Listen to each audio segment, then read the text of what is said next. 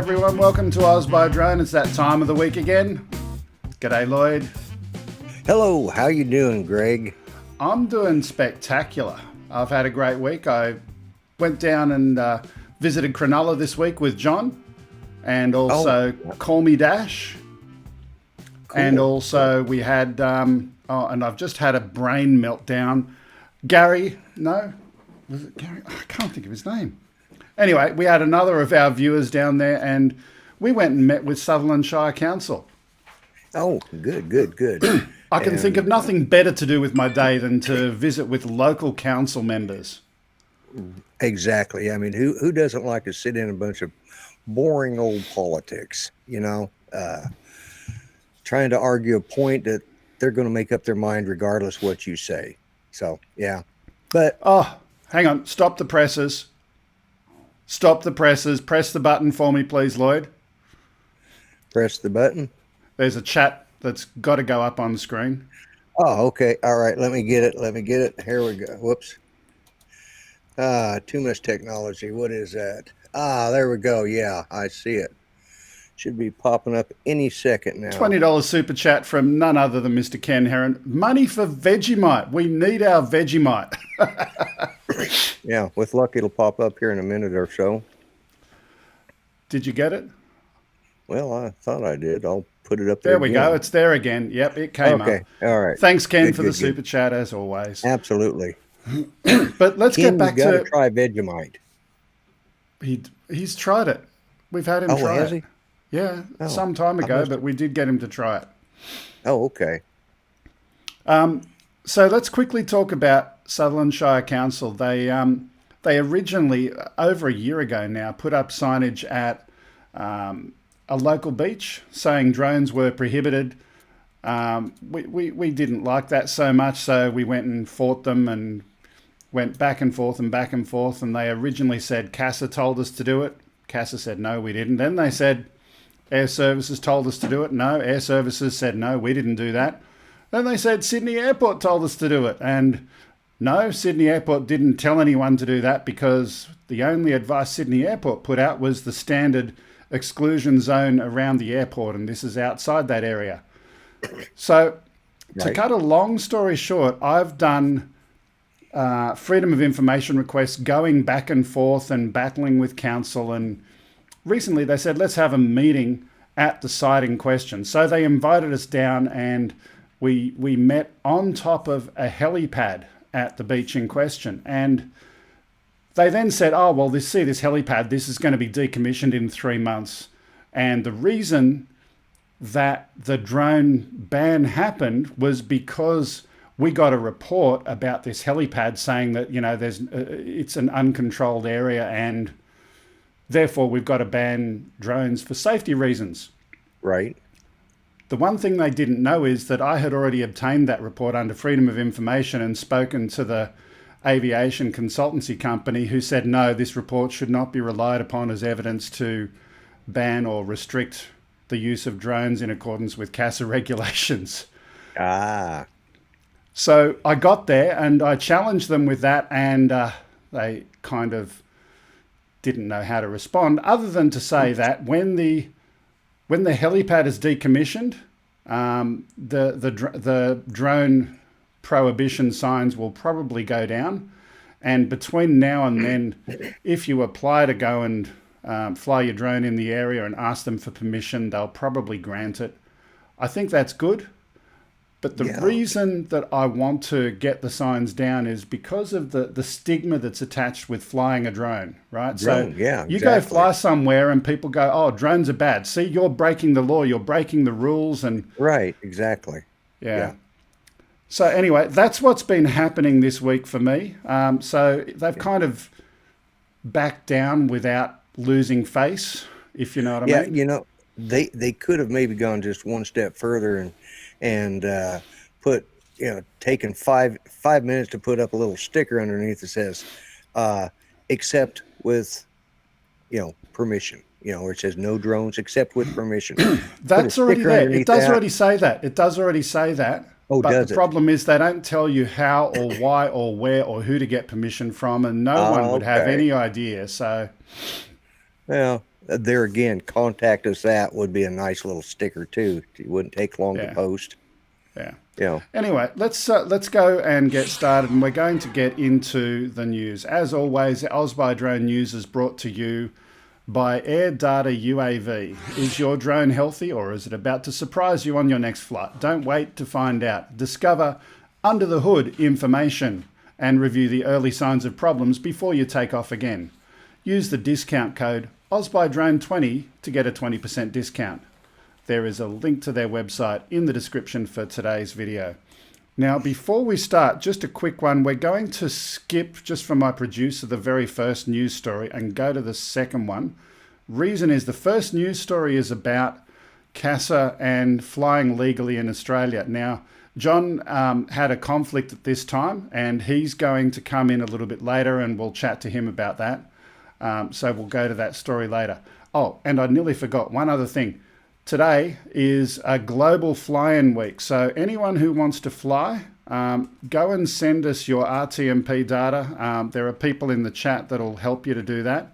If you're watching on the Ready Set Drone channel, we'll get someone to post that data in there as well. And we've already got our first flyer, Joe. So let's go and get Joe up on the screen.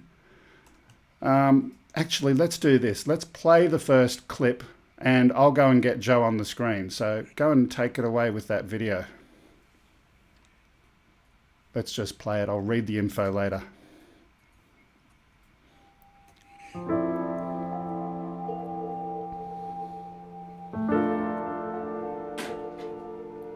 In fact, do you want to read the notes from this one while I... Thanks, Grumps. yeah, okay. Listen, this video was taken by a drone and shows several cruise ships at a ship breaking yard where they are being stripped down for scrap. And we did have some discussion about this, and it's cheaper for them to decommission these ships than to pay the maintenance fee while they're not being utilized because of COVID-19. So. Absolutely. And this is something that certainly my mother would be interested in. My mother and father, they're big cruise ship fans. And right. Yeah, so I like the one with the golf course, right? The putting green on there. I wonder if that's for sale. I might buy it for my presidential cruise ship. Well, we've got our first flyer up here. Let's go and cut over to, I think this is Joe Blaylock. Now, Joe, I'm going to turn down the audio from you because otherwise we're going to open a hole in space and time. Do me a favor, Joe, and mute your YouTube, and that way we won't hear this audio coming back. That would be really good. But in the meantime, go and take off. Now, while Joe's getting ready to take off, we're going to go and explain a couple of things about today's show. The whole idea of today is for viewers on both OzByDrone and Ready Set Drone to go and fly your drone in your area, in your neighborhood, wherever that is. So Joe is now flying. I'll see if I can... We've still got the audio coming back. I'll turn that back on later. But Joe, if you can hear us, tell us and talk to us about where you are, and if you can, turn off the YouTube volume. That way we won't hear that feedback. Oh, wow.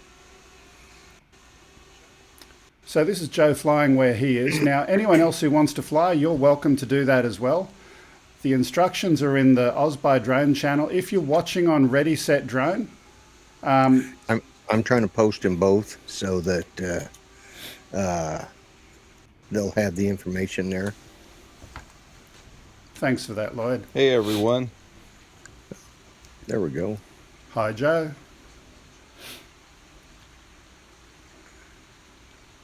So anyone who does want to come in and fly, make sure you turn down the volume on the YouTube stream. You won't be able to hear us, but you just narrate the video as you would like. Tell us where you are, where you're flying, what country or state you're in would be a good place to start. And this is Joe flying live right now in his neighborhood where he lives. They want to know, can you fly with the smart controller? I'm not sure if they can change the RTMP on that or not. If you can change the RTMP, then yeah, you should be able to do it with a smart controller. So let's just quickly talk about that. This is Washington State. Washington Okay. State, okay. Washington State. Yeah, there's no R in Washington. I say it Washington, but I'm from Oklahoma, so Washington State, for those that want things said the right way. Now, if anyone does want to fly today and they have an FPV rig that they can get into a computer with a virtual camera, I'll provide a URL that you can use for that as well. It'd be nice to get a few FPV flyers in as well. Yeah. Yeah, Agent K says at Washington too. Or at Ten Toes is Washington. So Lloyd, I've just R's pasted the rendezvous flying Okay. link into the OzByDrone chat. You can put that on the other one. That'd be great. Let's see. Look at the sky there, or is it's breaking up a little bit? Oh, that ain't gonna work.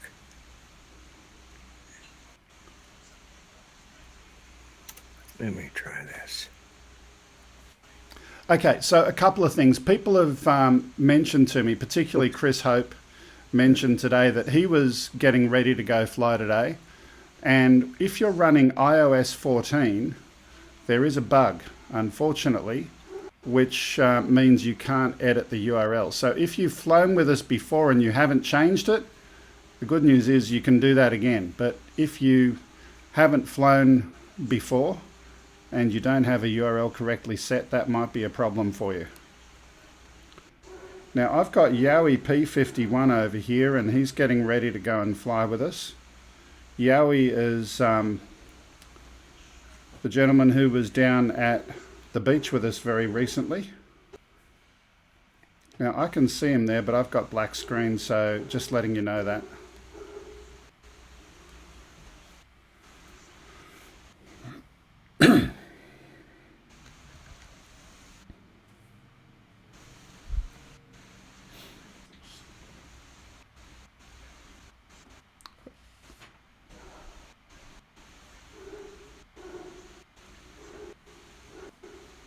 Now, Lloyd, are you still there?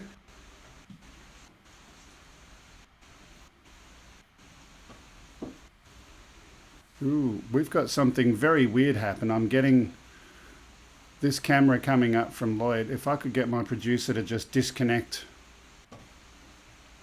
Rendezvous and reconnect. There we go, he's back. I had too many tabs open. I hit the wrong X.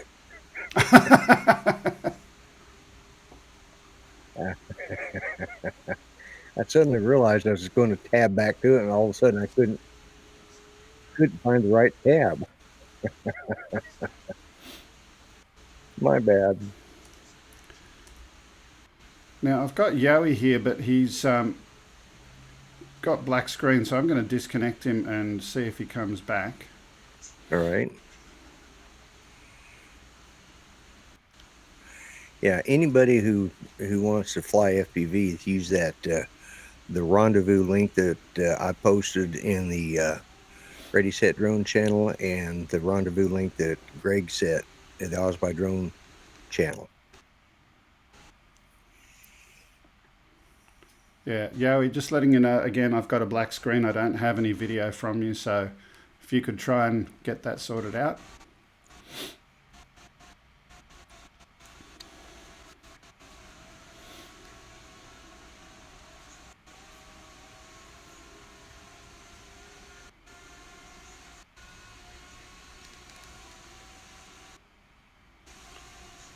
Okay, while he's flying there, let me see if anyone else is getting ready to fly.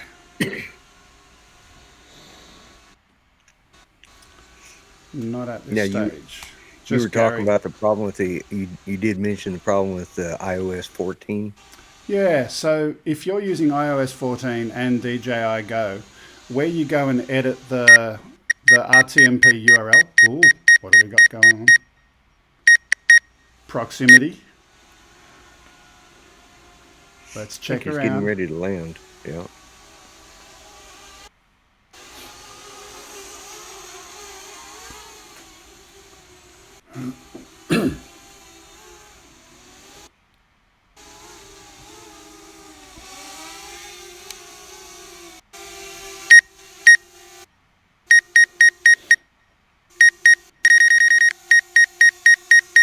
Oh, Okay. there he is. Yeah.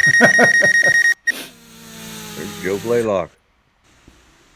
Ain't technology wonderful? The fact that he's Yes, it going and is. flying in another country, sending an RTMP stream. There we go. Okay, we'll go back to our studio for the moment. Thank you, Joe, for flying with us. Now, I'm Absolutely. waiting.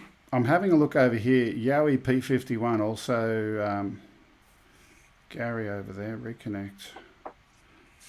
Unfortunately, I'm getting a black screen from you at the moment today, so I'm not going to be able to put you up on screen. Hopefully that'll clear itself out as we go through the day.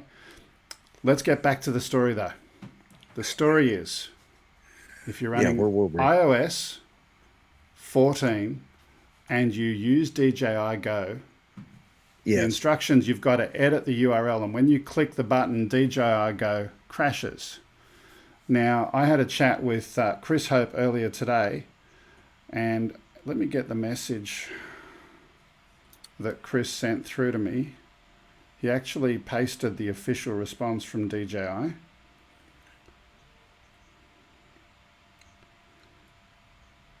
Which has disappeared off my phone. Well, that's not good. That's not good. It was there. I promise it was there. Oh, hang on. We've got two Chris Hopes. That's why. Oh, it's I on thought there was neither of only them. one. Really? Two Chris Hope user accounts. Look, ultimately, DJI said it's a bug related to iOS 14, and mid-October is kind of when they're going to put out a bug fix for it. So we've just got to wait for DJI. Nothing we can do about it. No workaround, unfortunately. If you are a geek, however, you could try and use iTunes on a Windows machine or other methods on a Mac to edit the configuration of DJI Go 4, but that's really geeky stuff. Yeah. And Definitely yes, beyond. Yes, but the URL in before the update. yeah. Oh, Joe Blaylock said he put the URL in before the update. So So that's why it worked for him. If it's already that's in why there, it you worked can for go him. fly Yeah. today. Yeah. Yeah. By the way, quick little point. Anyone who's watching, a little bit later today, we're going to have some fun with a Stump the Yank competition. So Lloyd's got some questions for us, and we're Yep. going to ask the questions. We're going to do it in chat. You need to be in the OzByDrone chat to do that one. And when we have those questions, we're going to give away a copy of No Limit Drones. So if you're a DJI flyer and you'd like to get a copy of No Limit Drones, make sure you're ready to answer a few of those questions. So that will be some fun coming up. Yeah.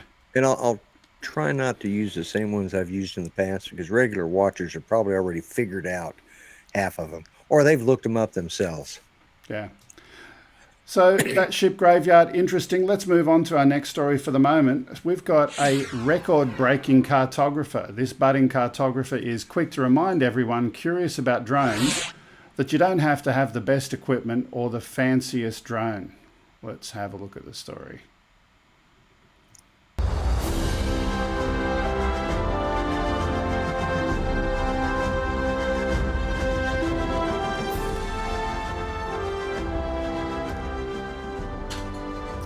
So what we're seeing here is a 12-year-old.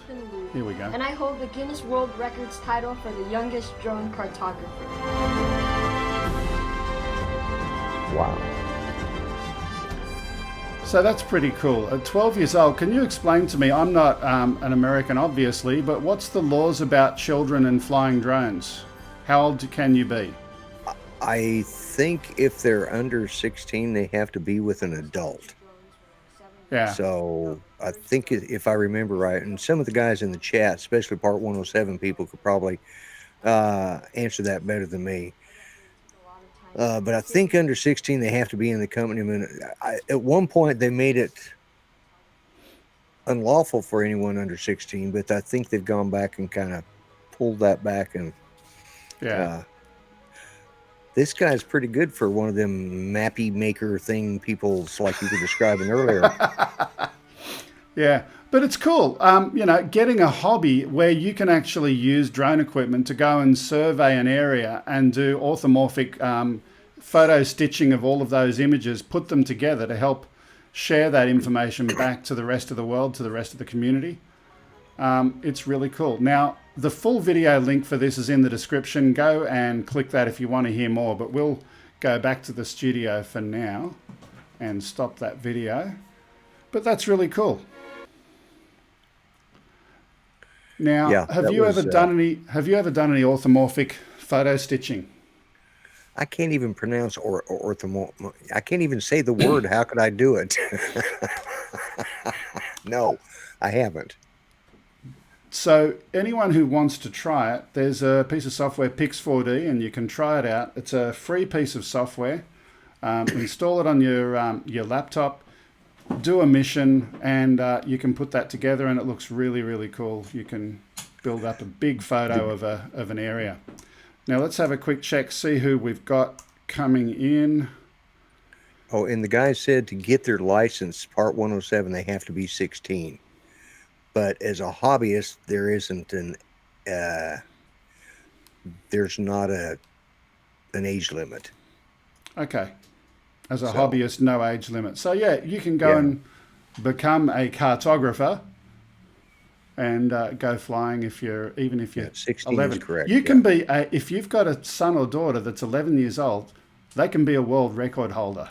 So that will be cool. Let's move on to our next story right now, and that is this one. In times of COVID, TV show The Masked Singer had a contestant deliver a clue by drone.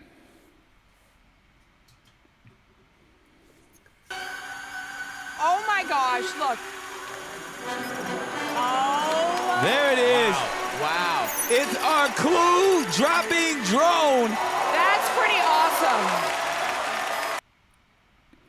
So, look, it's only a short clip, but I'm just so amazed by that.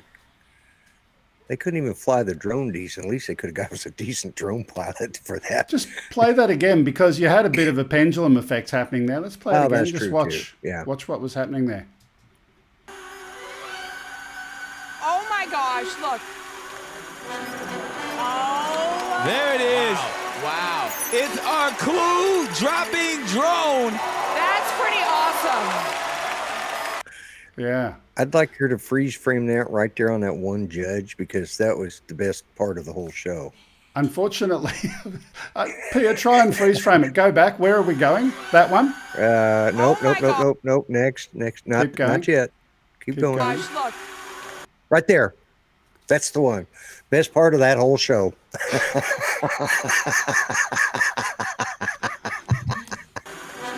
Okay, let's move on. Back to the studio. Sorry, I couldn't help myself. Look, let's just quickly talk about the logistics of what they did right, what they did wrong. Number one, yes, the drone was technically indoors and therefore not using airspace that's regulated. Right. But I did, if I recall, I can't remember if it was CASA or the FAA that was planning on regulating or trying to regulate flying indoors. Was that the FAA or was that over here? I think it was over there, because I haven't heard it.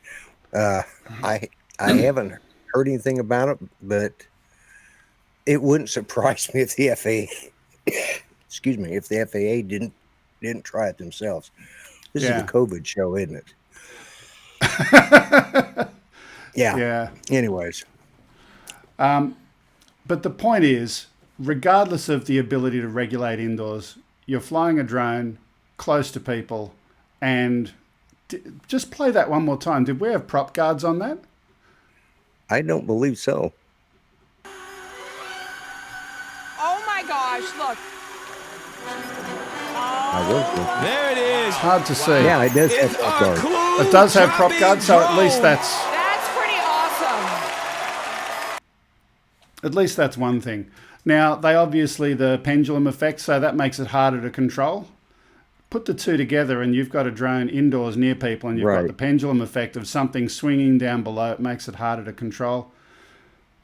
It's something that I don't know that I would have done. I wouldn't have necessarily recommended doing that flight, but having said that, it's interesting and it's unusual. Okay. Now, let's have a look back over here. I'm just going to do a quick check. We've got Joe still there as the only person who's tried to get in there. And our other one, Rendezvous, we're waiting on Yowie P51. Now, he's been trying to get in, but unfortunately we've had a black screen with him. We've got no one else waiting. Do you want to post the instructions again, Lloyd? And in the meantime... Let me see if I can... In the meantime, we'll get to our next story, which is this one. Back up and get it. Now, this one, Oztech Drones, is a drone operator in Queensland, and they're offering some farm drone spraying services. But there's something a little bit different. They'll be one of the first to launch swarm operations.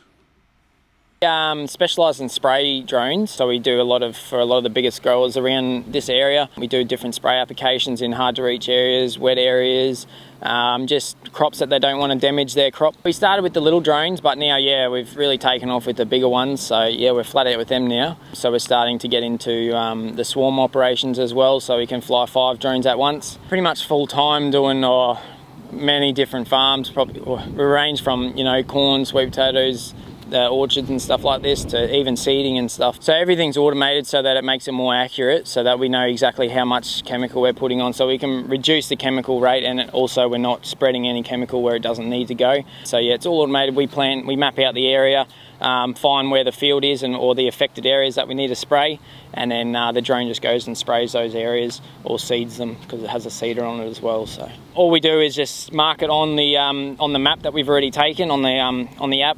And then the drone just goes out and sprays that tree, so we can just mark the tree that we want to spray or the crop that we want to spray. If it's 10 hectares or 100 hectares sort of thing that we want treated in that area, we can spray all that. Yeah, well, a lot of the stuff we do, they haven't been able to reach those areas, whether it's been the rains come in and the crop's too wet to get on, or they have a disease that they don't want to spread throughout the crop with their tractor, with their ground rig. We can come in and apply the same sort of chemical, or with a lesser rate, we can apply that and not spread the disease through the crop, whereas a normal ground rig would. Definitely is cost effective for them, and they're reducing their chemical usage too. So. Okay, and that's interesting, because I was not aware of swarm operations being permitted yet under CASA, so I'm going to have to do some additional digging to find out under what part of the rules that's been permitted. Last I heard, it's one operator, one drone. That'll be a good one for John. By the way, just a reminder, John, our regular co-host, he had a previous engagement at this time. Hopefully he'll be joining a little bit later on the show, see how we go with that one. Yeah. Okay, let's move to our next story. Now, this one, I just got no words. Moths aren't known as beasts of burden, but a new super lightweight sensor that they can carry on their backs might change that. A team of researchers at the University of Washington developed a sensor that weighs just 98 milligrams, 1/10 of the weight of a jelly bean, and it can survive a 6-story fall. These sensors are designed to last 3 years and collect wirelessly and transmit environmental data like temperature or humidity. Now, obviously, they're using a drone for these in some of the shots that you see there, but then just for I don't know why they did this, but they've gone and put them on the back of a moth. I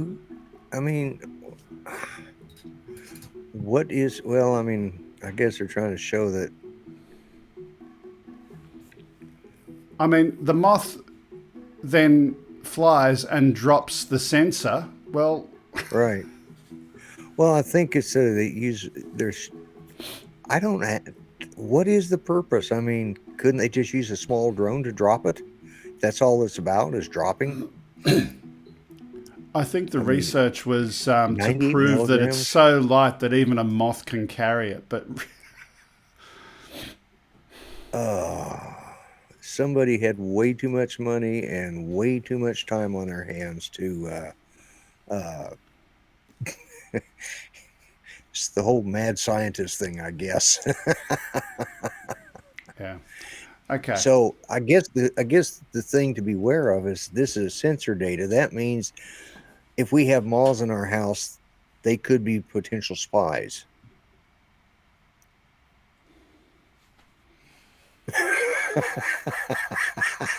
I don't know. I'm lost. I'm just trying to put a different spin on it, you know. Lloyd, that idea will never take off. Okay. Yeah, with it's already that, gone to flame. Yeah. With that, I think don't go into the light. With that, I think we might go and have a little bit of fun, and we're going to do. Ladies and gentlemen, boys and girls, it's time to play Stop the Yank. That's right, ladies and gentlemen. This is the fun part of the show where we normally stump our guest, and our guest today was going to be lots of people flying, but due to the wonders of DJI and iOS, no one's flying, but we're still going to play Stump the Yank. Now, instead of doing this as a game with our on-screen guest playing the game, you're going to play in the chat. Now, you do have to be in the OzByDrone chat. Now, Lloyd, you can paste that link to the pop-out chat one more time. You can still watch the show on Ready, Set, Drone, but you need to participate in the OzByDrone chat, okay? Yeah, give me a second here to get that link. So, remember, I shut out a whole bunch of stuff. And, yeah, I know. Yeah. No, let's open that in another window. So, I'm a little slow today. Where'd it go? There it is. Okay. All right. What do you mean slow today? Ladies and gentlemen, boys and... Let's kill that. Yeah, did it again, right? Yeah. All right. I got too many windows opened up. That's my problem. I think this is, yeah, paste. All right, that's the pop-out chat for the OzByDrone. So if you guys want to type in that and still watch it on the Ready, Set, Drone channel, just pop that open, and then you can answer the questions in that link. So, okay. Now, here's what we're giving away. We're giving a copy of the No Limit Drones software. This software will enable you to disable the no-fly zones and the height and altitude and speed and braking limits, and in fact, everything that you would want to potentially tweak on your drone. There's all of the settings that you can change and tweak and modify in there. Now, this software normally sells for... How much does it? It's 35 euros or equivalent in your local currency. So it's, it's a decent price. We'll give away today. Right. Yeah. All you need to do is get the best, fastest answers to these questions. Now, the first one, how many questions have you got, Lloyd? I think I'm going to do, I'll do 3. Okay, so and here's what we're going to do. Then the first 2 questions, everyone can participate, everyone can answer. After the first 2 questions, only those people who are the first to answer those first 2 questions can answer the subsequent ones. Okay, so you've got to be in for the first 2 questions. Okay, let's go. What's the first one, Lloydie? It's the term Manchester. Okay. I'm going to, and I've got to have both these opened up here. So give me a Manchester. Is it a Sheets? Is it a place in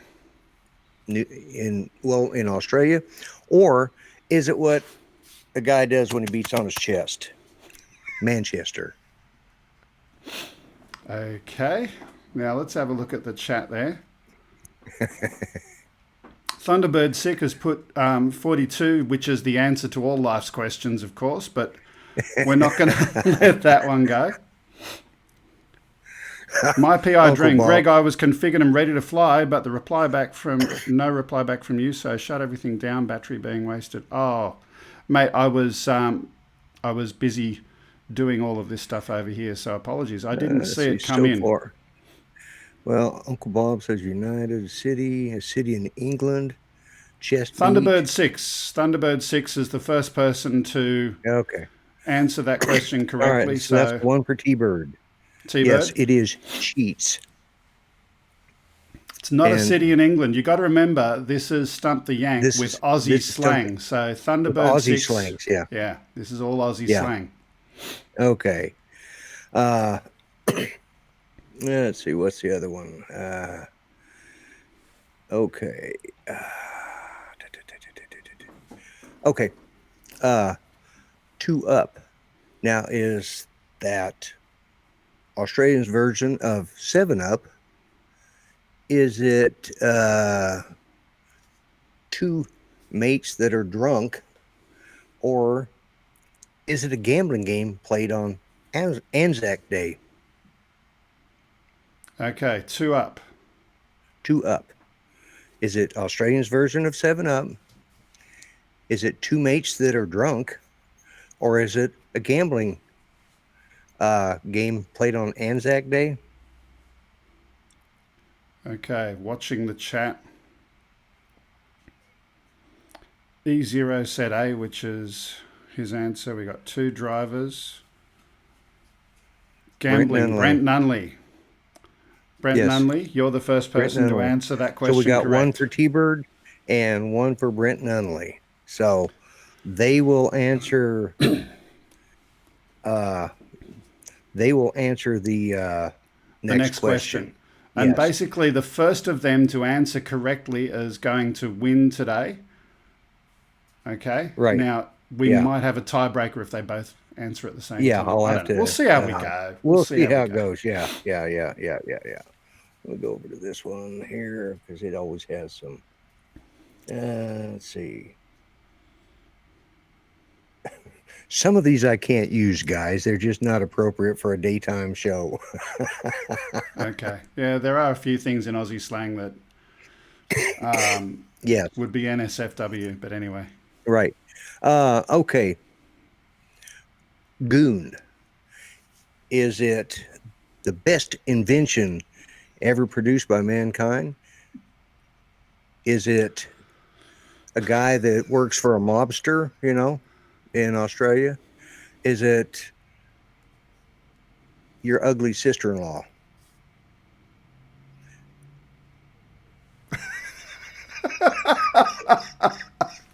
Let me go a little further. The best invention in mankind would be a box of wine, or your ugly sister-in-law, or a guy who works for a mobster, or your ugly Thunderbird sister-in-law. 6. Wine Thunderbird cask. 6. Wine cask. Hey, Geek Spawn put mobster. Okay.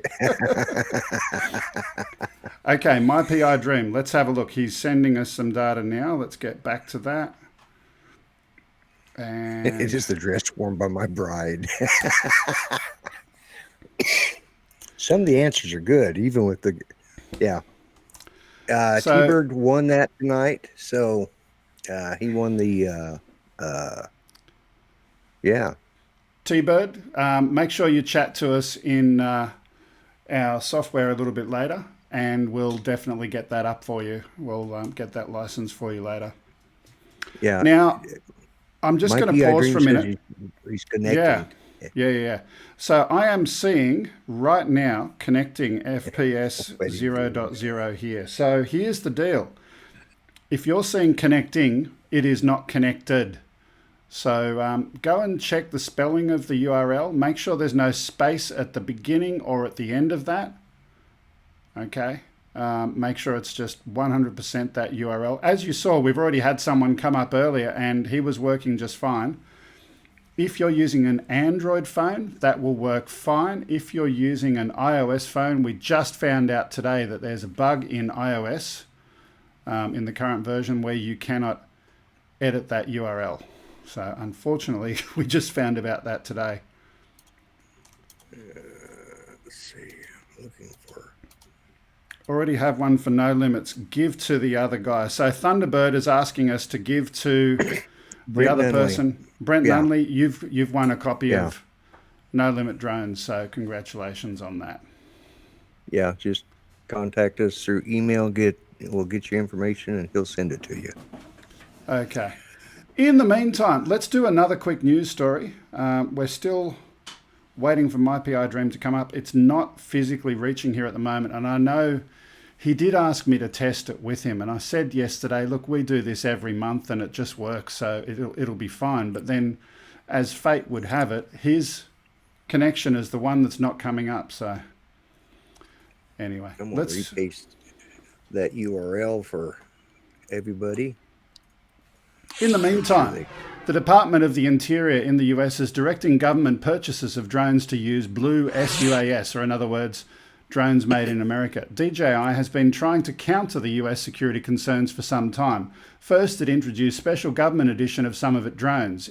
In June 2019, this video that we're going to watch was released describing how these editions differ. DJI's position: the issue is not about privacy or data security, it's about trade protectionism. Let's watch the clip.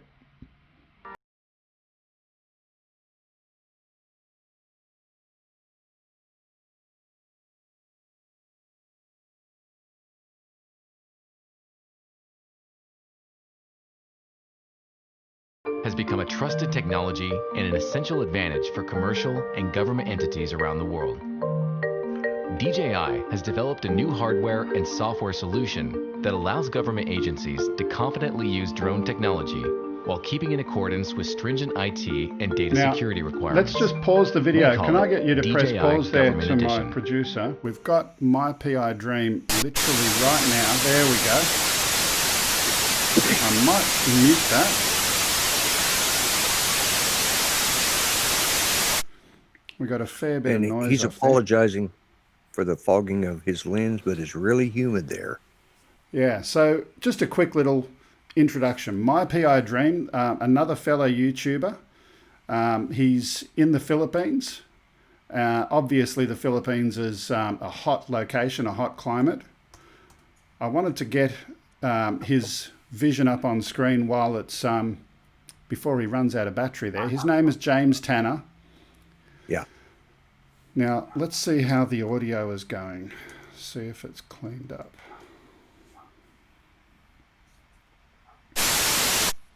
No, the audio is not so good. So what we'll do, we'll watch the vision, and I'll do a little bit of an explanation of James and his channel. He's migrated to the Philippines. He's an American citizen. He's gone over there and built a house. He's married to a lovely Filipino lady, as am I actually. Very lovely Filipino lady who's also my producer. She does a very good job, doesn't she? She does an excellent job. Really did good last week. So James has gone and built his house over there, and on his channel he does a regular production showing the building process of his house from beginning to end. You actually get to watch the construction process. He's also done some videos flying over Taal volcano, which is a local volcano over there, and that's of interest because it erupted. What month was it? Was it? I can't remember now. January? January. I was going to say it was January or February. It's the first part of the year. Yeah. So he's got a neighbor that's now about to go and commence a building process, and he said he was going to go and have a look over both his house, his garden, and potentially his neighbor. But as you can see, it's quite humid out there today. Wow. Yeah. The Philippines that's the southern hemisphere, same as you, so they're coming into summer? They don't have summer, autumn, winter. No, they and don't spring. have summer. Yeah, they've got wet and very wet. Yeah, that's true. They're going into their winter, and their winter. What would the average temperature be? In my place? Yeah. That place, December, January, it's like 13, 16. It's already a winter. Their winter is 16 or 17 degrees Celsius. Joe Blaylock wanted to know if he was on Arco Drone Solutions last week. He may have been because Art and Yeah, he was. He was on Yeah, Artco's channel last weekend. last Absolutely. week. Yeah, yeah. I've met him on. First time I met him was on Arch Place. He came in as a guest on Arch Place, this show I do on Sundays with Art. And Can you do me a favor to any of our viewers there? Can one of you look up his channel? It's called My PI Dream. Post the link in both my channel and also in Ready Set Drone. He's one of those channels that everyone here should subscribe to. He's got some really amazing, great content. yeah, he does. There it is. He's a good storyteller. Yeah, I've been subscribed to him for. I don't know how long I've been doing art show, but ever since then, I think I have, because I think he was the first guest when I started co-hosting with Arch Place. Now, I'm just going to point out one interesting point. The vision, even though he's got a lens that's a little bit fogged up today, the internet capability from the Philippines, as soon as I say that, it glitches. I was going to say the internet capability of the Philippines exceeds that of Australia. They have fibre going to the home for their residents over there, and we've still got antiquated technology in Australia. So we've got the third world internet, and the third world country has got the first world internet. It's frustrating. Yeah, I can understand. Now, Yeah, what they're we might north of the do, equator. Okay. yeah, when James has landed, we'll get him to, we'll send the rendezvous link that you're using, Lloyd, to him, Right. and we'll get him to come in and pop in and say hello.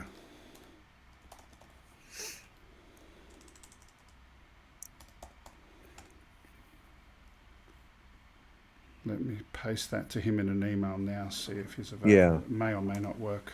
I think he was wanting to know if he was on, and yes, he's definitely on. Yeah, that fog there just looks pretty awesome in those.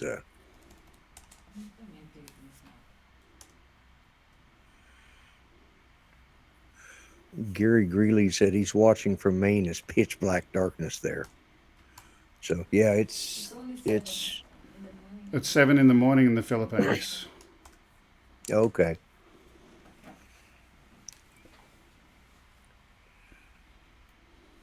Yeah, Australia uses tin cups and dreams.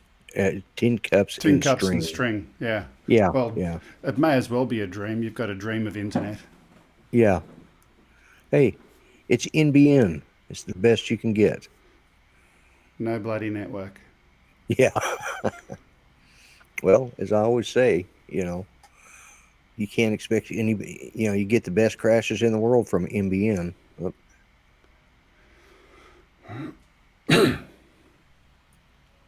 So we definitely have a lot of fog there.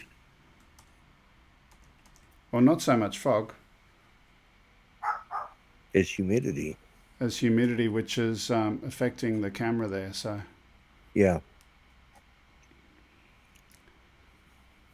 we'll stick with him until he lands. But in the meantime, let's just have a quick chat about the blue SUAS topic. Now, DJI's position was that the issue is not about privacy or data security, it's about trade protectionism. Agree or disagree? Question to both you, Lloyd, and to the channel. Is it now about trade protectionism or is it about data security, and why? Well, here in the States, I think and that's who they're addressing. I'm going to say it's a little bit of both, because DJI still has to report to the Chinese government. They're still, owned in part by the Chinese government because it's a communist nation. And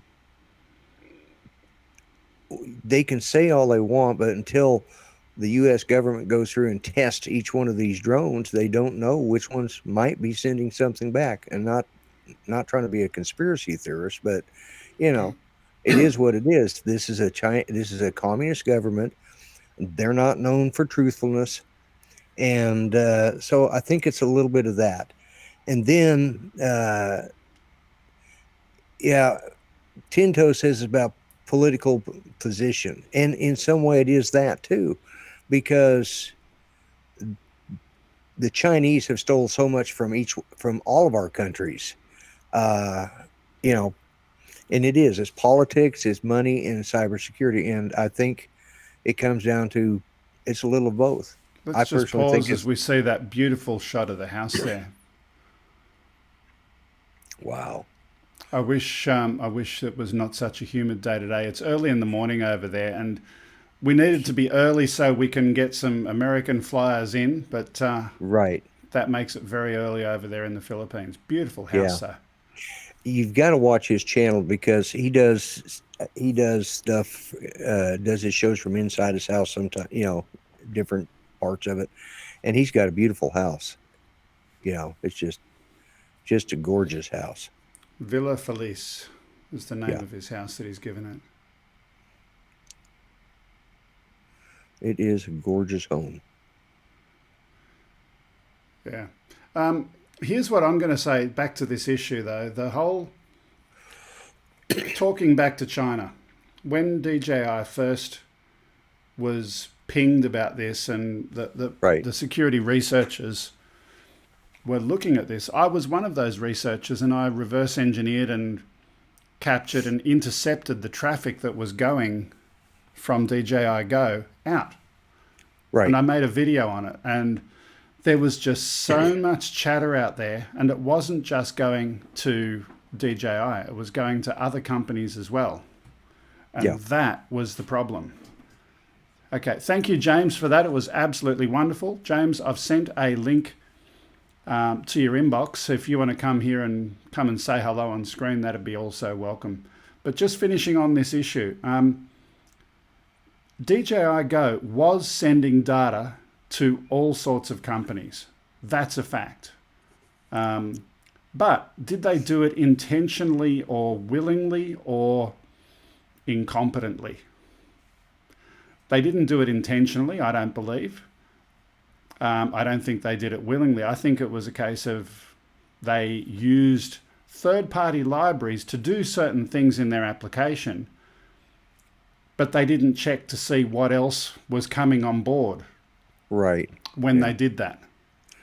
So they said, okay, we're going to enable this library so you can link into QQ for social media stuff and share your link onto their platform. But as soon as you do that, it was doing all of this other stuff as well automatically, and that was the problem. So I don't think they intentionally did that, but that's the history of where all of this came from. What have they done since then is the latest version of, what's the new app for the newer drones? Not DJI Go 4, the other one? I don't know, because I don't have that one. You know the one that I mean anyway, the latest drones? Yeah. Like the new, the new Mavic Air 2 uses it, I think. And so in that app, they've now got an offline or privacy mode where it just goes dark. You can still fly the drone, you can still control the drone, everything works. But any communications off, it just doesn't happen. So that's good. That's good. Right. Now, the other thing that they did do previously, they had government editions of some of their older drones. Let's continue watching that video that we were playing a few moments ago, and we'll finish hearing about that. Let's unpause that. It actually allows us to tell our clients that all of their telemetry data, meaning where the drone is flying, is stored securely and not shared with anyone but them. To government clients, data security is everything. They care greatly about the data that's captured on the drone itself, where it is downloaded, where it's to be managed and stored. In developing a new solution for government use, the drone itself does not require activation with DJI and is shipped with custom firmware. This firmware prevents inadvertent or malicious data breaches by ensuring drones and their remote controllers will not pair with off-the-shelf components. A custom DJI Pilot Flight Control app has also been modified to permanently enable local data mode. This feature ensures data security by preventing any connection from the app to DJI servers. Having Government Edition will allow us more control over that process. So avoiding automatic firmware updates that can potentially impact our operational schedule is important. It's also important to government customers. Allowing the government to test their own firmware and navigate that directly is important because I think it fits into their overall protocol and compliance. Have their IT security department screen the software before it goes onto their fleets. Once people start utilizing the technology, they want to infuse it as a whole into their organization. The ability to collect. So we get the idea. This is, everywhere, anywhere. I think it's you know, essentially this is an older video where they create a government edition. Let's go back to the studio. I'm just reading some information here. Sorry, go. The app that you were wanting to know about was the Fly app or the DJI Pilot app on the some of the bigger commercial drones. Mm-hmm. Yep. But yeah, that's the name of the two. We were trying to think of the name of the Fly app is the newest version. DJI Fly, yeah, absolutely. DJI Fly. Okay, in the meantime, I'm just quickly reading the memo here. The new Department of, Department of Interior finally acknowledges that the grounding of its drone fleet was never about national security, but rather than thinly veiled economic protectionism. This is words from DJI. 5 manufacturers were just handed an unfair advantage in the marketplace as they can build their drones with Chinese parts while other companies cannot. The blue drone companies also charge 3 to 5 times more than comparable DJI platform, meaning US taxpayers are footing the bill for expensive military-grade drone technology from defence contractors for non-military activities such as prescribed burns, wildlife conservation, and geological surveying. So those are the words from DJI. So here's my take. I think DJI screwed up in the past. Right. That left the door open for what's happened since then. Unfortunately, it is what it is. And the only way they're going to get back is if they work out a way that they can uncouple some of the bits of their software and let the military go and put in the communications layer, their own little library into the phone and the drone. Put in their own external communications layer. As soon as they do that, the problem goes away. Yeah, and there again, it's just the argument between who's in charge, DJI or the government entity that is going to be using this product. And, you know, it's, like I said, a lot of it has to do with politics between China and the United States right now. And so, but yeah, if they just released it and allowed the government to build their own software into these drones, I don't think there'd be a problem. Yeah, absolutely. Well, at this point, I'm going to press a magic button and we're going to say hello to James Tanner. Hello, James. Oops. Oh, can't hear you. And there we go. Ooh, are you there? I can Lloyd, sort of hear him. No, Lloyd can't hear you either, James. So try another microphone input in Rendezvous.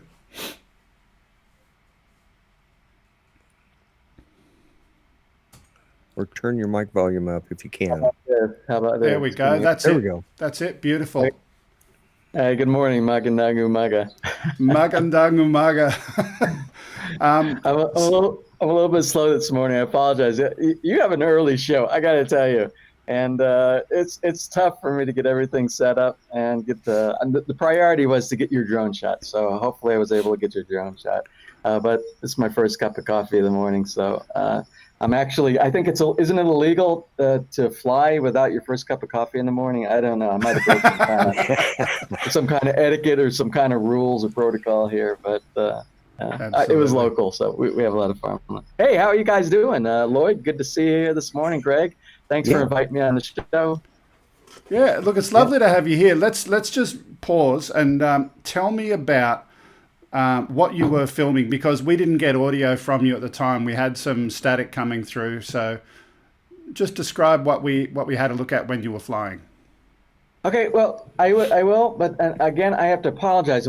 It rained all night. You saw the effects, and it's not just the effects on the camera, on the drone. Here, I'm gonna show you. I think I can point it to. Can you see? And let me see if I can get it. Yeah.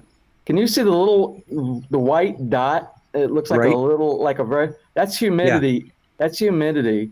And there's a lens cover. The DJ. I'm not an expert on all this drone stuff like you guys, but there's a lens cover that's on here. And what happens is, it's not airtight for some reason, and the humidity builds up on the inside of the lens. So if you take a little wipe and you try to do the outside, it does no good. But you know you can unscrew that, don't you? I have unscrewed it in the past. Can you fly with it without that cover on there? You can. That actual. It's not a lens cover.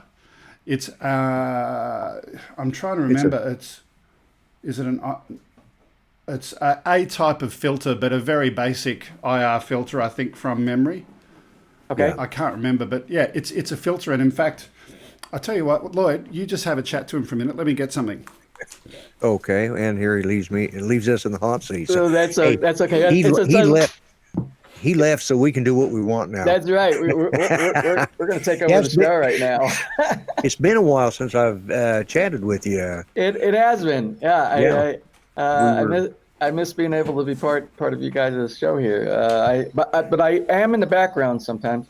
I watch you guys. The only two drone shows I watch right now until I kind of figure out everybody that's part of these drone shows. Right. I watch you guys and I watch Art. I go on Art. Art is one of my favorite guys. And everybody that I communicate with, either on the vlog or on the channel. Oh, there's some filters there. There you go. So these are my ND filters, or at least one of my packs of ND filters. And generally, I go and take that one off by default and throw on whatever's appropriate, unless it's an overcast day without much light. So yeah, you can definitely unscrew it. You can definitely use a lens cleaning cloth to clean that off, and no problem. Well, I went on Lazada here. Our Lazada is equivalent to the Amazon.com, but at a much lower level. It doesn't have the sophistication yet that Amazon does. And I've looked at the UV filters, and what's happening, that the life cycle of DJI's Phantom systems are kind of going away, and they're going, to the Mavic and all the really new technologies up. It's becoming harder and harder to get the lens covers that go for these right here, and they're always out of stock or something like that. Especially during the pandemic, everything has been out of stock over here.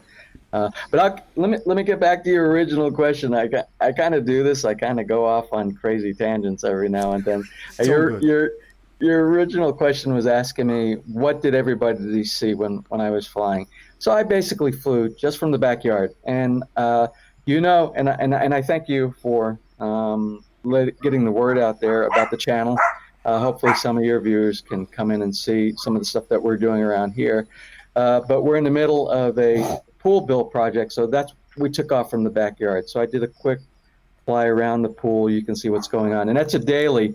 We'll probably have 30 to 45 episodes per day for when they do the work. You'll see the whole evolution of our pool build. Then I did a 360 around the house that I normally do. If the lens wasn't quite so foggy and stuff like that, it's actually really beautiful. Maybe the haziness inside made a kind of cool effect. I don't know. And then the next thing that I did was, we have two mountain ranges on both sides of us.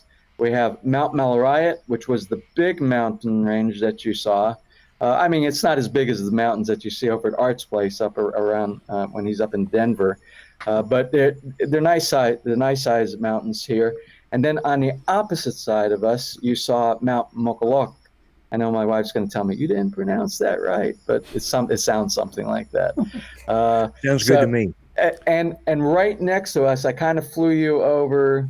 We have a cattle farm right next to us, and so that's what I did. I just did you the local.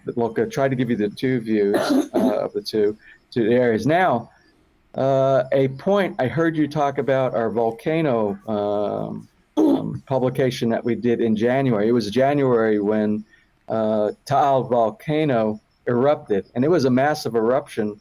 Not on the context that it blew the whole side of the volcano out, but the amount of ash and damage that it did, mainly from the volcano ash that was going up, and how many days it did that, because believe it or not, there was more damage from that volcano from Taal to the north going to Manila. All the way to Manila, yeah. Yeah, than it was to us, and we're 21 kilometers from the center of the volcano. So the prevailing winds dropped so much ash and did so much damage to the north. And we were really lucky, because had the winds been blowing over here, we literally would have had 2 to 3 inches of ash on our roof. And the ash is just like cement. And actually that's an additive to their cement mixes over here. It's very, very heavy. And you can imagine what 2 inches, especially on roofs around here that are more flat, the amount. Yeah. And they did. And we visited the locals, like in Lemery, in that area over by Taal, and we showed all the roofs that were caved in on a lot of those structures over there. But that's what I wanted to get, just the local area.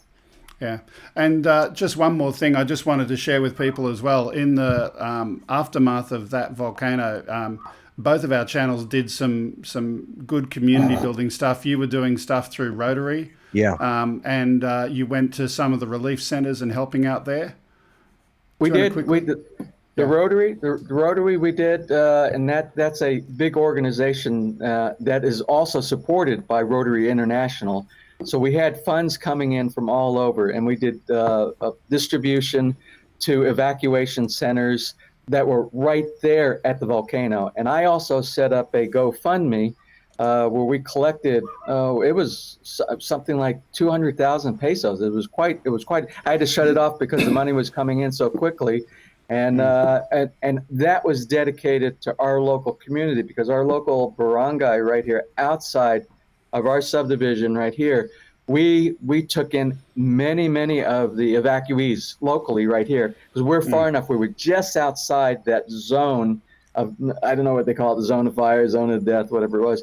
And what we did is Ness and I, with the funds that we got from wonderful people like you guys, we went out ourselves. We controlled all the assets. We went out, we bought the medicine, we went to the grocery stores, we bought the groceries, and we hand delivered it both to the barangay hall, which is the official, it's like their little government right there. We worked with them, plus we went with them to each one of the houses and distributed to the families. So we played a big part, and hopefully we made some kind of positive effect for that. Yeah, and just sharing for those who may not have been around watching our channel at that time, we did something similar, but we raised some funds. And in the Philippines, they always do things differently to other parts of the world. Our family coordinated a pig that they purchased. And Lichan. Yeah, they purchased a pig, and they did all of the cooking and catering of that and packaging it up into little boxes and distributed that, and we had that live on the show as well. So it's good awesome to see direct help instead of stuff going through who knows where. So it's good to see the drone community helping in that way. Well, I got to tell you, the Philippines is probably one of the #1 countries around the world where people care about people. There's no sense of self. It's more of what can I do to help my family and my community. And it was obvious during a couple of the big, what they call calamities here. The pandemic, as well as the Taal. And it's horrible that all these things have happened in such a short span. You got to remember, Taal was January. And then really February and March is when this whole pandemic thing started. really kicked off. So it's been a rough, not obviously around the world, but also. How's that affected your area? I mean, as far as, like you said, you had the volcano eruption and then come right behind that. I mean, just recovering from that and the pandemic hit. How has that affected your overall community? Well, of course, it's not just us; it's around the world. But I'll do a little bit of a comparison. The people here bounce back really quick. There was an economic impact and a psychological impact also around the world. But I got the folks around here. They didn't whine. They don't cry. when there's a government directive They that just says do. they do it. They understand when they put on the mask, they're not just protecting themselves, they're protecting others. Sometimes me as a foreigner, I think, oh man, we're going way overboard on some of this, because we now have to, when we go out in public, when we leave shopping centers, whenever we have to, which we do it very rarely, everybody has the mask and the face shield on. I'm thinking this face shield seems a little bit too much, but we're going to comply with what everybody else is doing. We don't want to be the ugly foreigner, and it makes sense. It's better to be overprotected than underprotected, and so we do that. But you can see, it's odd. It seems like there has been stimulus here with growth. When I talk about growth, because before the pandemic, before this all broke out, there's a sorry story here and there. Now, every other building, people started their own businesses to do what they need to do to survive. To survive, yeah. So we've increased the small businesses here. It's small business in the Philippines is different from small business in the U.S. Yeah. It's like us sitting here on our lanai right here, and I apologize. The sun is getting ready to come. I'm trying to block the sun because it comes right through behind me right here. But they set up, as you know, right on their porch. And so they'll build, if they have a regular porch and they want to start a business, they put the bricks up in a window that they can open and lock and everything. Right. But I see just in our community here, where you normally saw maybe 5 sorry stores in the entire our area, all the way down to where you saw Roy and Michelle's place. Now there's probably 30 or 40 little tiny sorry stores that have spawned around here. So they've made the best out of something that was really bad. Yeah. Well, it's good to hear then. That's glad to hear that. I was just kind of curious how it was hitting you, because I knew you guys had like I said, you had the volcano, then this right behind it. And I just was curious, as an American, knowing how it affected us. As far as the mask goes, I'm one of those, I'm in that category that I need to wear one anyways. And because of my wife's health, I wear one. And to be honest with you, I've said this before, some of the people in Muskogee, Oklahoma, I don't care if a pandemic or not, I wouldn't want to breathe around them anyway, so I'd wear a mask just for self-protection. Yeah. We got some skanky people here in Muskogee. Well, we don't get into politics on the channel, and I try to avoid it as much as possible. Right, yeah. I try to avoid it as much as possible, but I think people should the numbers are obvious. Just look at the numbers. And look at the numbers where people are doing their best, they're working their hardest, and look at what the cause and effect. If you look at those and look at places that are not, I think the numbers are obvious. So that's as far as I normally get when it comes to it. It's not that big of an inconvenience for me. It is not. My daughter-in-law is a nurse. She's been working with the COVID patients since it started. And she made us some masks. She says, we're running out, so I'll make some for you. So they dropped them off, put them, washed them, sanitized them, put them in it, and then dropped them off. And it's just that simple. Just slip one on when I'm driving. I don't drive around in my vehicle with it on because, that's kind of redundant. But, when I pull up to a drive-through, which is where I do most of my stuff, or when I go shopping, and it's not that big a deal. No, it's not. And it's amazing how it's impacted even the market and the way they do marketing. I order on Lazada. I talked about that a little bit earlier. I order on Lazada all the time.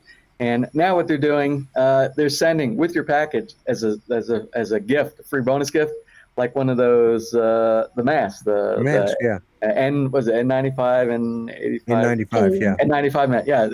They're including that as a free gift when it comes to you right now. So yeah, that's a positive. Do you want to just get your wife to say hello before we leave you today?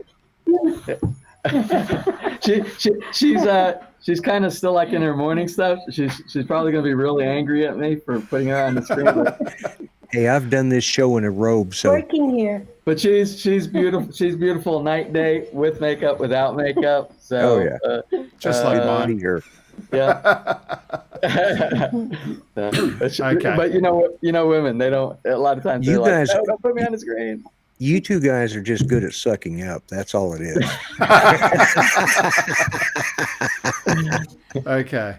Look, James, I want to say thank you for coming on today. It was a pleasure to have you, as always. And I encourage people, do go and check out James's channel, My PI Dream. Now, Lloyd has been posting the link in my channel and on Ready, Set, Drone. Go check it out. Lots of good stuff there. Again, we didn't really get as much flying in today as we would have liked because of this bug in DJI Go 4, but a month from now, we'll do it all again. It's the week after First Friday. So in the US, they call it First Friday. Second Friday of the month, US time, is when we do this. So I hope we have you come back, James, next time. And that'd be great. Give your lens cover a clean. Yeah, James. That's what I was going to say. One of the guys, James, here's a tip. He put it up there.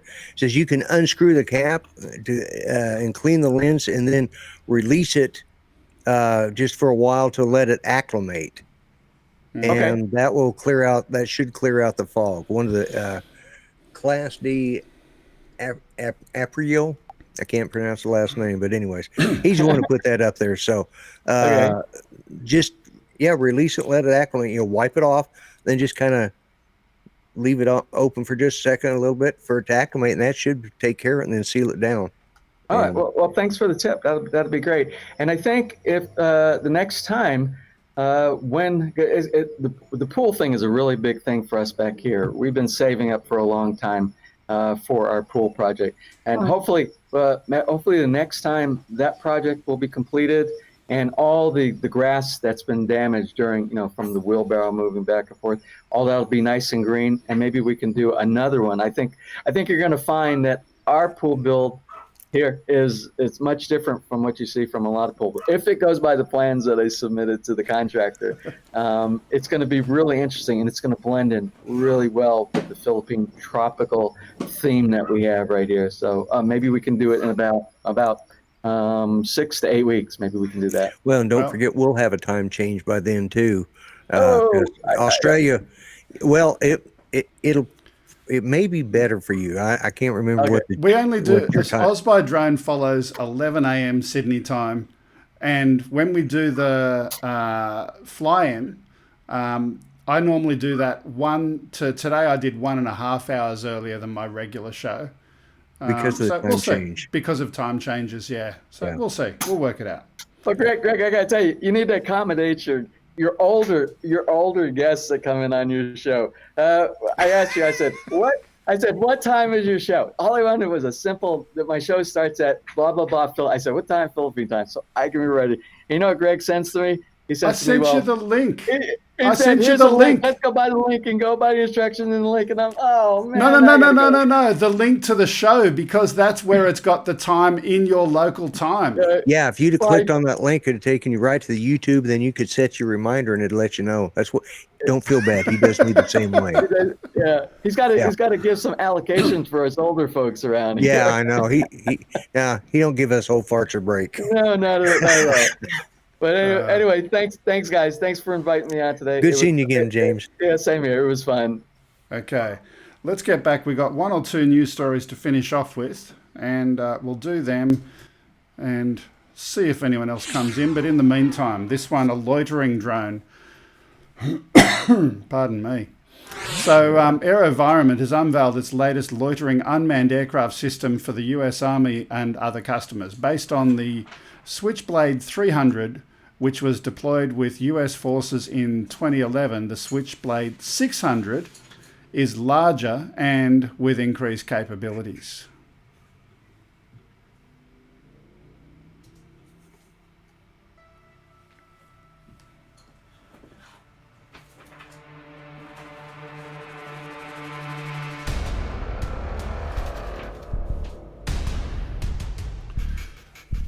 Now, you know that some other YouTubers would use 2 words right now. Yeah. Let's see if I can think of that. Force multiplier. Is that the word you were looking for? That's the one.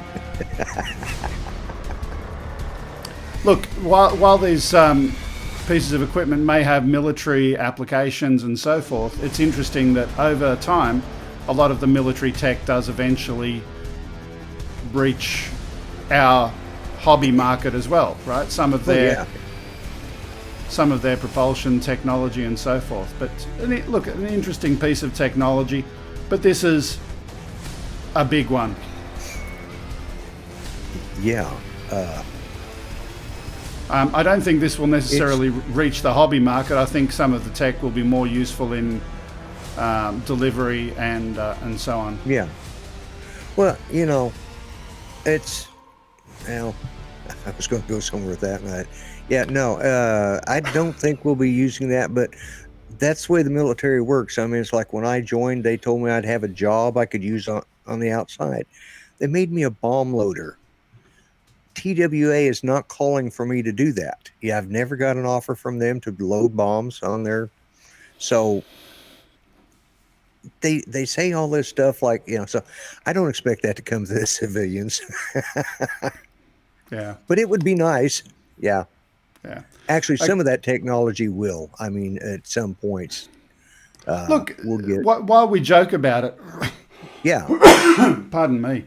I hate my sinuses. I've got to go and see the ENT this coming Wednesday. But while we joke about it, a loitering drone ultimately is designed to go and literally loiter above their target before dropping a payload. Ultimately, that's exactly the same as what's going to happen with deliveries to some extent. They're going to need to work out how to hover over their target. And your phone is ringing. Yeah, it's Mel. I don't know what... Yeah. Okay. But you know what I'm saying, right? There's a synergy between dropping a payload of that kind and delivery of Amazon parcels. But let's go to, we've got two more quick ones. This one is, nope, wrong button. Try the other one. There we go. Whatever did jump the yank. Korean boy band BTS lit up the sky with drones during their latest performance on The Tonight Show. And right outside at the moment, my daughter is listening. Let's just play this.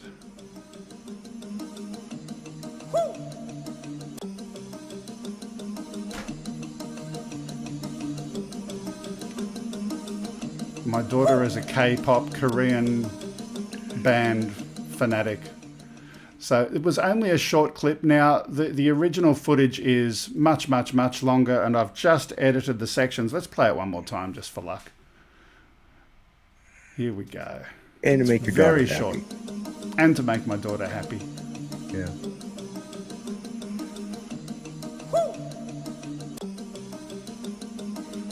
So you can see the drones in the sky there doing the nice effects.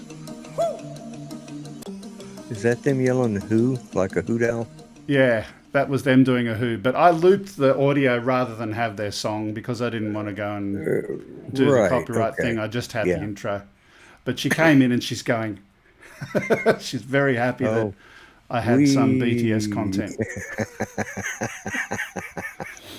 Yeah.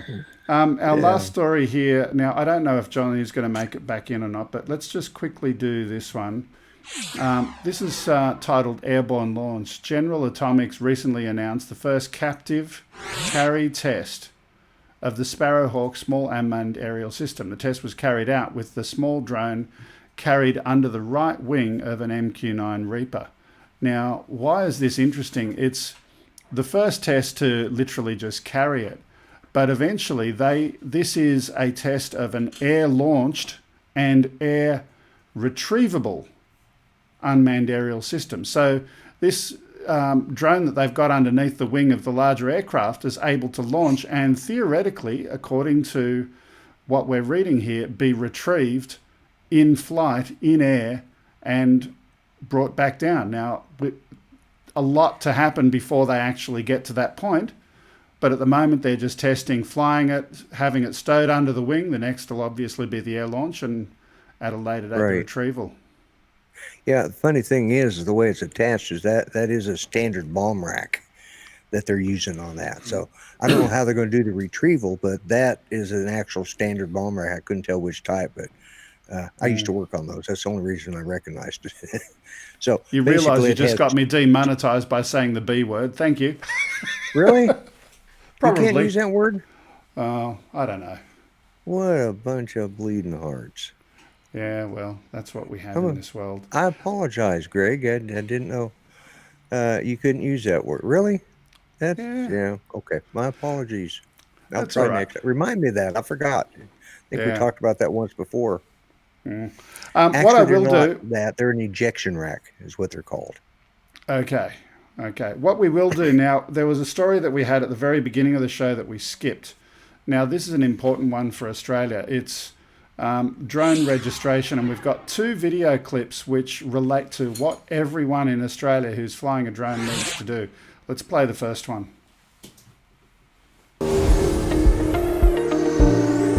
Sign in or create a MyCASA account. Link your existing aviation reference number, ARN, or apply for a new one. Provide proof of identity. Select the individual account. Select accreditation. Read the declaration carefully. Follow the on-screen prompts to begin the quiz.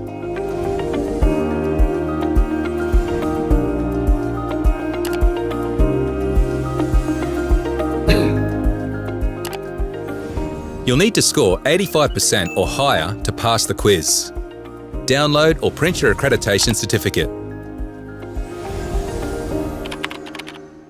So that's operator accreditation. Now, the second video is this one. And again, a very similar Sign in process. or create a registering your MyCASA drone. account. Link your existing I'll just turn aviation that reference down and number, let it go there. ARN, or apply for a new one. Now, the good news is you're that operating it's on behalf all of a free. We business, don't have to pay you'll for also any of need this an stuff organisation at the ARN. moment, but there are Provide proof plans of identity. for this to, at a later Select date, the potentially individual have a fee. Now, this or is organisation interesting. account to register John the drone. and others have raised the simple Select drone question, registration. what is the safety drone benefit of registration. registering a drone? Select your drone Yeah, we talked from the about list this last provided. week while you were out in the field. And he said that, Select the model of technically, your drone. unless they can show that it If the is manufacturer and model are not listed, the Increasing money safety. is being is increasing safety, then they can't charge a fee.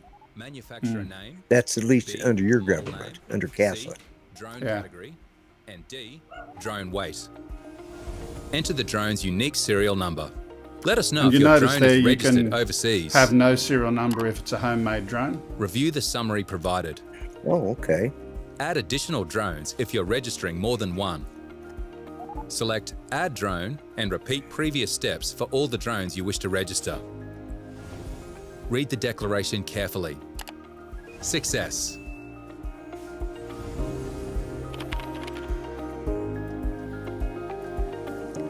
So here's the deal. So if you don't register your drone by the due date, which is the 28th of January next year, and if you fly your drone for business purposes where you're making money, you can be the subject of an $11,000 fine if you aren't accredited, or if you, $11,000 fine. But if you aren't accredited as well, it'll double it up to $22,000. So not good. It is free to register. The question is, what's the sting in the tail when they potentially do have some fees later on?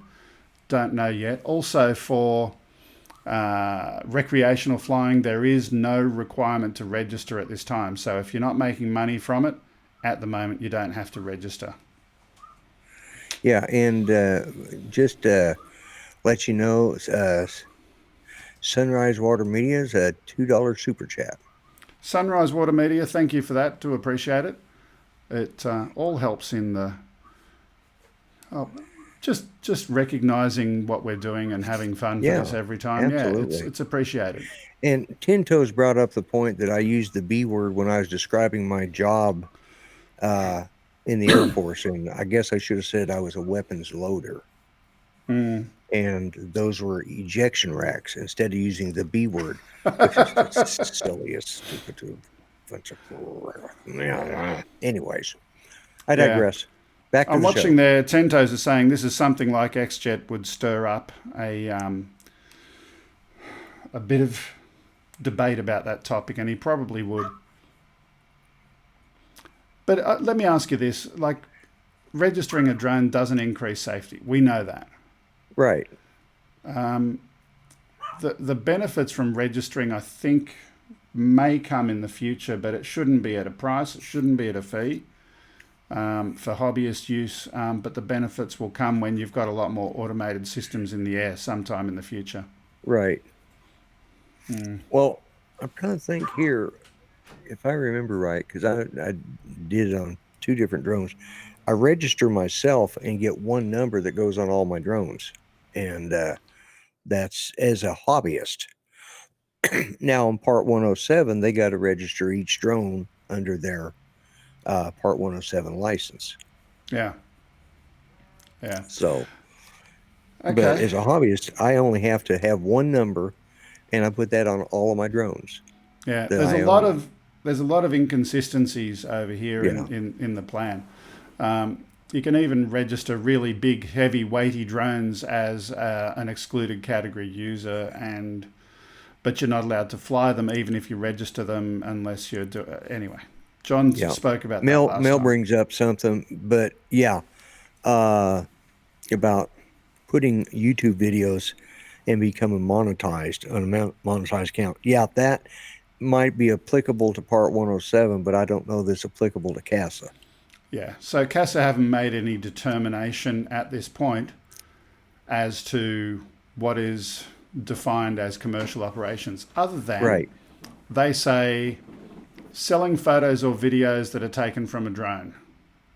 Are you selling it? No, you are selling advertising on a channel that is broadcast that has drone footage. It's a fine line. They haven't made a determination yet, but they also talk about inspecting industrial equipment, construction sites or infrastructure, monitoring, surveillance or security services, research and development, or any drone activities on behalf of your employer or business. So if you fall into one of those groups, you've got to register your drone. Yeah. And I think that's the way it should be with, because I put up a couple of drone videos and my channel happens to be monetized. As you said, I'm selling advertisement. I'm not selling my pictures. I shouldn't have to have a Part 107 to do my hobby things and, once a year take a picture of the fireworks in the sky for 4th of July. Yeah. And that's probably the reason I'll never go monetized on my channel. Yeah. That and the fact I'll never reach 1,000, but that's another story. Okay. Look, well, we've reached the end of the show today. It's been fun. It's been good to have my PI Dream on here, James Tanner. Oh, absolutely. Yeah. He's a good guy to talk to, and do encourage you to go and follow his channel. It's been good live streaming simultaneously on Ready Set Drone and OzByDrone. If you are an OzByDrone watcher and you don't watch Ready Set Drone, you should go and subscribe to his channel. Conversely, if you're on Ready Set Drone and you don't watch OzByDrone, you should absolutely come over and subscribe to us and hang out with us once a week. We do this every week, and we don't do the fly-in every week, but we do come in here once a week and have some fun. At the end of the show, we're going to be in Discord. You can have a little chat to us for a while there. Nightbot's just put that link out on my channel, so do come and have a chat to us after the show. In the other one. Yes. Okay. If you've got any videos that you would like to send to us, send it to upload@gregkuhnert.com and we'll include that in our next episode. If you would like to follow us on social media, at OzByDrone on YouTube, Twitter, Facebook, Twitch, DLive, Smashcast, and just a few others there. And if you've got anything physical you'd like to send our way, the address is 5/127 Princess Highway, Sylvania, New South Wales 2224, Australia. So that's all we've got time for. We did have a competition winner. Make sure you come in and join us in the Discord after the show, and I'll sort that out when you come in. Yeah, Brent Nunley. Thunderbird 6 won it. Brent Nunley was the second person. So Brent Nunley, T-Bird passed it off to Brent Nunley. So get that license for No Limit Drones. Absolutely. I'm just doing one last check to see if anyone's sending us any streams. No, we've only had the 2 today. We will leave it there. It's been good to have you, Lloyd, sitting in for John. He'll be back next week, I'm sure. What are you doing? Oh, Judy just chimed in. So Okay. I was leaning to talk to my Alexa, so I got to run in and take care of Judy. So Okay. Well, it's time to go anyway. So last words from you, Lloydie. no, other than I got to run take care of my wife, and remember my show's on Mondays at 7 p.m. Central Time. Okay. Thanks, Lloyd. Thanks, everyone, for watching. Thanks for... Oh. And we're out of here. That was a premature transition, but thanks for being part of the show. See you next time, everyone.